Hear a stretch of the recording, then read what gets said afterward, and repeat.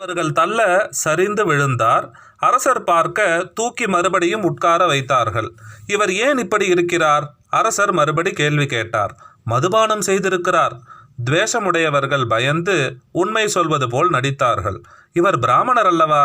அரசர் சுருக்கமாக கேள்வி கேட்டார். பிராமணர்தான். பிராமணர்கள் சிலர் மதுபானம் செய்வதுண்டு. என்ன? அரசர் சந்தேகத்தோடு முகம் சுருக்கினார். துர்தேவதை வழிபாடு செய்பவர்கள் மது மாமிசம் இரண்டுமே எடுத்துக்கொள்வதுண்டு. அரசரை ஒரு பயம் கவ்வியது. அப்படியானால் இவருக்கு இங்கென்ன வேலை? வெளியே அனுப்பிவிட வேண்டியது தானே? செய்யலாம். இவருக்கும் இந்த கோயிலில் வேலை போட்டு கொடுத்திருக்கிறார்களே. என்ன வேலை? பஞ்சாங்க படனம், நாள், கிழமை, திதி சுவாமிக்கு சொல்லுதல். சொல்லிவிட்டு இப்படி அமர்ந்து விடுவாரா? இதுவரை சொன்னதே இல்லை. ஏன்? சொல்ல தெரியாது, அவ்வளவுதான். படித்தவராய் தெரிகிறாய். நீங்கள் சொல்வதை நம்ப முடியவில்லையே. அரசர் ஆவலுடன் சுப்பிரமணியத்தை ஊடுருவி பார்த்தார். சுப்பிரமணியம், இது என்ன? அந்த அந்தணர் 4 விரலை சுப்பிரமணியத்தின் முன் நீட்டினார். 1. ஏன் 1 என்கிறாய்?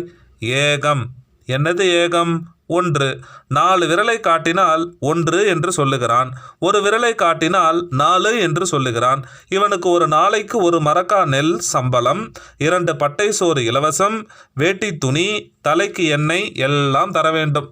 இவரை பார்த்தால் தவறாகவே தெரியவில்லையே. ஏன் தவறாக சொல்கிறார்? மன்னர் கவலைப்பட்டார். மன்னரே சோதித்து பார்க்கலாமே. அவர்கள் தூண்டிவிட்டார்கள். இன்று என்ன திதி என்று கேட்கலாமே. அவர்களே எடுத்து கொடுத்தார்கள்.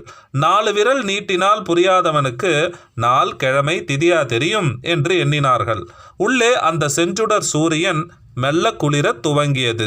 அந்த வட்ட வெளிச்சத்தையே பார்த்து கொண்டிருக்க அந்த தங்கத்தகடு அவர் முன்னே பெரிதாய் வியாபித்து இருந்தது.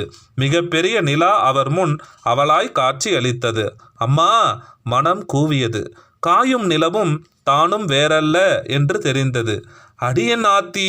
மனசு கைகொட்டி குதூகலித்தது. கண்டேன் கண்டேன், கண்ணுக்கினிய கண்டேன். ஆனந்த சாகரத்தில் தத்தளித்தது. சந்தோஷம் பீரிட்டது. அந்தணரே! அரசர் கூப்பிட்டார். சுப்பிரமணியம் உள்ளே அந்த சந்தோஷத்திற்கு பல பெயர்கள் சூட்டி அனுபவித்து கொண்டு இருந்தார். அந்தணரே, இன்று என்ன திதி? மன்னர் கனத்த அடிக்குரலில் குனிந்து கேட்டார். பௌர்ணமி. தயங்காமல் பதில் வந்தது. மனம் பார்த்ததை வாய் சொல்லிற்று. அனுபவித்து கொண்டு இருப்பதை அறிவு சொல்லிற்று. மனதின் சந்தோஷத்திற்கு பௌர்ணமி என்றுதான் பெயர். நிலவை யாராவது துக்கம் என்று சொல்வார்களா? இன்று என்ன திதி என்பது இன்று என்ன ஸ்திதி என்று காதில் விழுந்தது. வார்த்தைகளூடே இஸ் இஸ் என்று அம்பிகை காற்றாய் விளையாடினாள். ஸ்திதி என்றால் நிலை என்று பொருள்.